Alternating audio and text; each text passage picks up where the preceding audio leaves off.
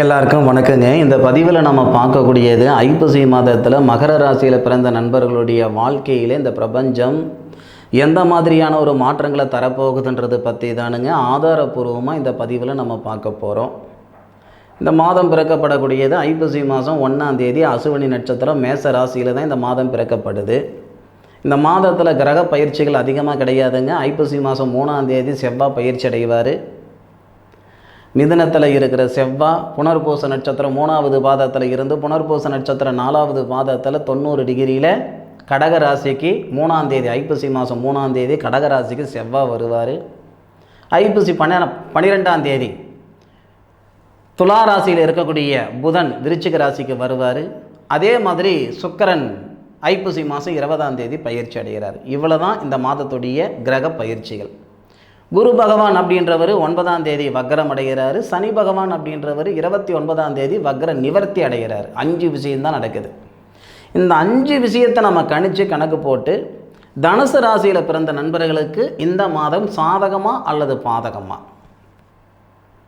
முதல்ல லாபஸ்தானாதிபதி சுபஸ்தானாதிபதினு சொல்லக்கூடிய செவ்வாய், அந்த செவ்வாவுடைய பார்வை தனுசு ராசி மேலையும் மகர ராசி மேலையும் படுறது நமக்கு சிறப்பு தானுங்க. இது வரைக்கும் மாடு கறக்கிறதுக்கும் பூனை குளிக்கிறதுக்கும் கரெக்டாக இருக்குதுங்க. சம்பாரித்து சாப்பிட்டுக்கிட்டு இருக்கிறனுங்க, பெருசாக ஒன்றும் லாபமெல்லாம் ஒன்றும் கிடையாதுங்க, எதுவும் மிச்சப்படுத்தலைங்க அப்படின்னாலும் ஐப்பசி மாதம் 3ஆம் தேதியிலிருந்து லாபஸ்தானாதிபதினு சொல்லக்கூடிய செவ்வாய் நீட்ச நிலைக்கே வந்தால் கூட மகர ராசியாதிபதி சனி பகவானுடைய சாரம் வாங்கி மகர ராசியில் உச்சமடைவாரே செவ்வாய் அந்த இடத்தை பார்ப்பதால் ஐப்பசி மாதம் 3ஆம் தேதியிலிருந்து மகர ராசி நண்பர்களுடைய வாழ்வாதாரம் நல்லா இருக்கும். குடுக்கல் வாங்கல் இருக்கிற பிரச்சனைகள் ஒரு முடிவுக்கு வரும். வாங்கின பணத்துக்கு வட்டியே கட்டிகிட்டு இருக்கிறேனே தவிர கடனை கட்ட முடியல சார், யாரோ பிழைக்கிறதுக்கு நான் கஷ்டப்பட்டுட்டு இருக்கிறேன், உழைப்பு இருக்குதுங்க உயர்வில்லை, இந்த மாதிரி மன அழுத்தத்தில் இருக்கக்கூடிய மகர ராசி நண்பர்களுக்கு மாற்றங்கள் தரக்கூடிய தருணமாக ஐப்பசி மாதம் 3ஆம் தேதி இந்த பிரபஞ்சம் தரப்போகுது. அதில் மாற்று கருத்து கிடையாது. அதாவதுங்க ஐப்பசி 3ஆம் தேதி லாபஸ்தானாதிபதியுடைய பார்வை நம்ம மேலே பட்டுடுச்சு, அதனால் நம்ம நல்ல விதமாக இருந்துருவோமா அப்படின்னா, தனகாரகன் சொல்லக்கூடிய குரு பகவான் அதே லாபஸ்தானாதிபதியுடைய நட்சத்திரம் மிருகசீரிச நட்சத்திரத்திலிருந்து தான் நம்ம ராசியை பார்க்குறார். அப்போ நம்ம ராசியில் குருமங்கள யோகம் ஏற்படுது. அந்த குருமங்கள யோகம் ஏற்படும் போது நாம் செய்யக்கூடிய செயல் தான் நமக்கு இம்ப்ரூவ்மெண்ட்டு கொடுக்கும், லாபத்தை கொடுக்கும். நமக்கு நேரம் நல்லா இருக்குதுன்னா கூரையை பிச்சுக்கிட்டு கொட்டிவிடுமா இந்த பிரபஞ்சம்? இல்லை போகிற பாதையில் 15 கிடைச்சிருமா? உழைப்புன்ற விதையை போட்டால் தானுங்க உயர்வுன்ற விளைச்சல் கிடைக்கும். இதுக்கு முன்னாடி நான் எவ்வளோ செஞ்சனுங்க பண்ணணுங்க அப்படின்னா இதுக்கு முன்னாடி உங்களுடைய கிரகத்தன்மை சரியில்லை. அதனால் இருட்டில் ஒரு வேலை செய்துக்கிட்டு இருக்கிறீங்கன்னு வச்சுக்கோங்க. இருட்டில் செய்கிற வேலைக்கும் வெளிச்சத்தில் செய்கிற வேலைக்கும் வித்தியாசம் இருக்குது இல்லையா? காற்று அடிக்கும் போது தான் தூற்றிக்கிடணும், வயசு இருக்கும்போது தான் வாழ்ந்துக்கிடணும். இந்த நேரத்தில் மகர ராசியில் பிறந்த நண்பர்களுக்கு மாற்றங்கள் தரத்துக்கு இந்த பிரபஞ்சம் தயாராக இருக்குது. அதை அனுபவிக்காமல் இருக்கிறது உங்களுடைய சொந்த சௌரியம். ஆனால் கட்டாயம் சொல்கிறேனுங்க, கண்டிப்பாக சொல்கிறேனுங்க, இந்த மாதத்தில் ஏற்படக்கூடிய நிகழ்வுகள் மகர ராசி நண்பர்களுக்கு மாற்றங்கள் கண்டிப்பாக தரப்போகுது. மாற்றுக்கிறது கிடையவே கிடையாது. ஐப்பசி 3ஆம் தேதியிலிருந்து பொருளாதார ரீதியாக இருக்கிற சங்கடங்கள் நீங்க போகுது. ஒன்று, காசு பணத்தை கொடுத்து விட்டனுங்க, இழந்து விட்டனுங்க. நம்ம வீட்டு காசு பணத்தை கொடுத்து விட்டு அவங்க பின்னாடி நாயா பேயா அலைஞ்சிக்கிட்டு இருக்கிறேனுங்க, நான் மேலுக்கு வருவேனா மேலுக்கு வரமாட்டேனான்னு தெரியல. இந்த அளவுக்கு மன அழுத்தத்தில் இருக்கிற நண்பர்களுக்கோ வேலை வாய்ப்பில் சங்கடங்கள் அதிகமாக இருந்ததுங்க அப்படின்னாலோ மகர ராசிக்கு 10ஆவது பாவகத்தில் புதனாதித்ய யோகம் வருதுங்க. இந்த மாத தொடக்கத்திலேயே மகர ராசிக்கு 8 வருவது சூரியன்.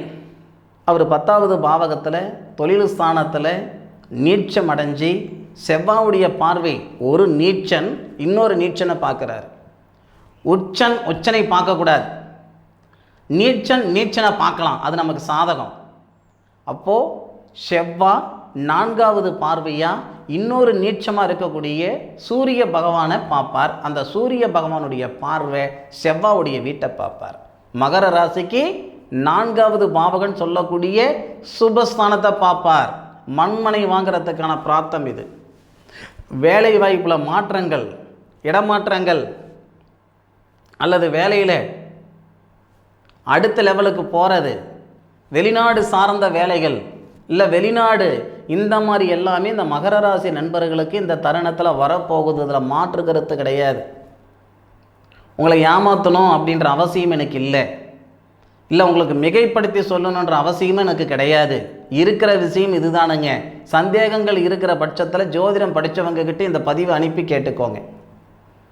சூரிய பகவானும் புதன் பகவானும் உங்களுடைய ராசிக்கு 10வது பாவகன் சொல்லக்கூடிய தொழில் ஸ்தானத்தில் இருந்து சுபஸ்தானத்தை பார்க்குறார். உண்மையிலேயே சிறப்பான நேரம் பார்த்துக்கோங்க.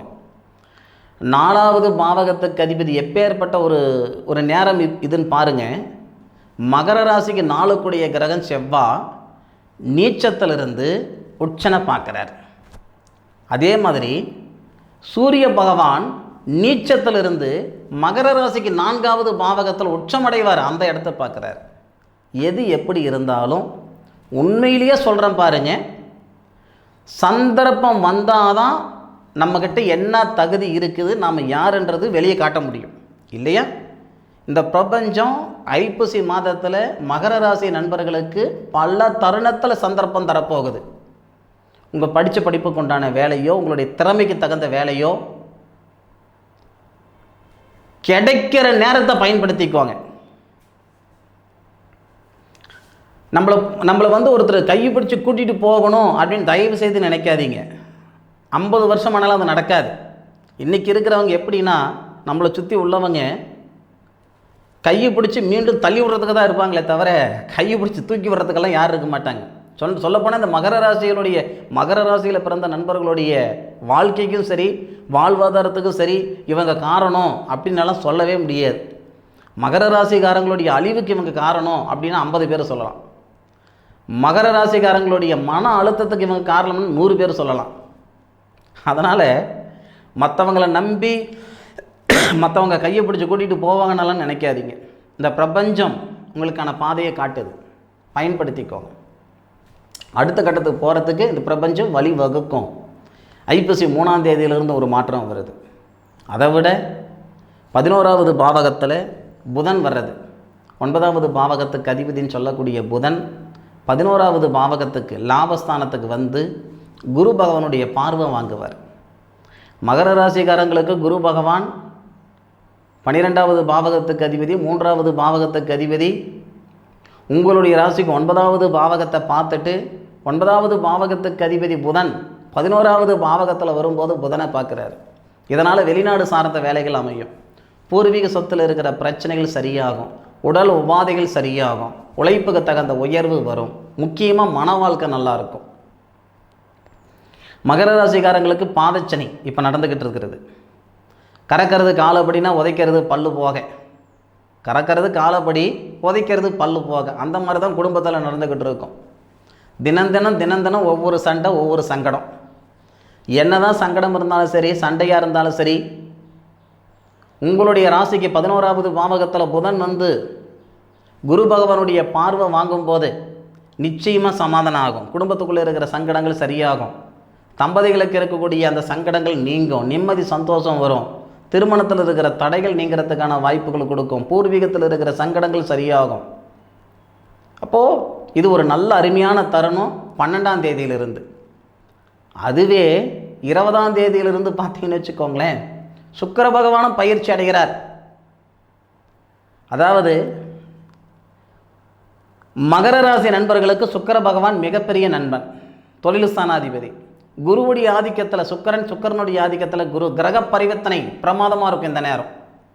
இது எப்படின்னா, சொந்த வீடு வாசல் வாங்கணுன்ற ஆதங்கத்தில் இருக்கக்கூடிய மகர ராசி நண்பர்களுக்கு இது நல்ல நேரம், அருமையான நேரம். கையில் 4 காசு இல்லை, வீடு வாசல் எப்படி சார் பண்ண முடியும் அப்படின்னா, தேவைக்கு மேலே காசு பணம் வச்சுருந்தும் சொந்த வீடு வாசல் இல்லாதவங்களை நம்ம பார்த்துருக்கோம். அடுத்த வேலை சாப்பாட்டுக்கும் வழி இல்லை, ஆனாலும் சொந்த வீட்டில் இருக்கிறவங்களையும் நம்ம பார்த்துருக்கோம். அப்போது இந்த பிரபஞ்சம் யாருக்கு எந்த நேரத்தில் என்ன செய்யணுமோ அது செய்துட்டு போயிட்டே இருந்துடும். அந்த மாதிரி ஒரு தருணம் தான் மகர ராசி நண்பர்களுக்கு இந்த ஐப்பசி மாதம் 20ஆம் தேதிக்கு மேலே. எப்போவும் ஐப்பசி மாதம் 30 நாள் வரும். ஆனால் இந்த மாதத்தில் 29 நாள் தான். நல்லது நடக்கிறதுக்கு 29 நாள் தேவையில்லையே, 29 நிமிஷம் போதுமே.